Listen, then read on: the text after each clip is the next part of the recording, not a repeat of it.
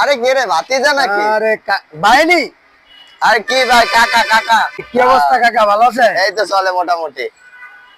তো কই গেছিলেন?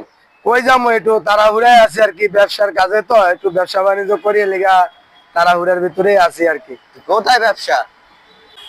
ভাতিজা, তো তোমার দেনার দেশে দেখতেই পাইতেছি না, কই থাও?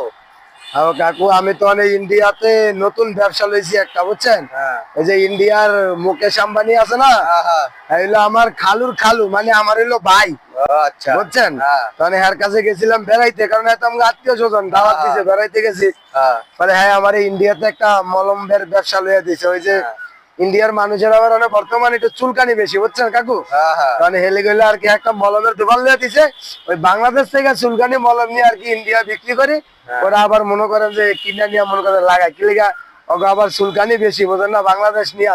এই লেগে আমি চিন্তা ভাবনা করছি, তো বাংলাদেশে যেন এত মলম বাঙালি তো আর ব্যবহার করে না, এই লেগে কইছি আর কি এখন নিয়ে দিমু আর কি মলম।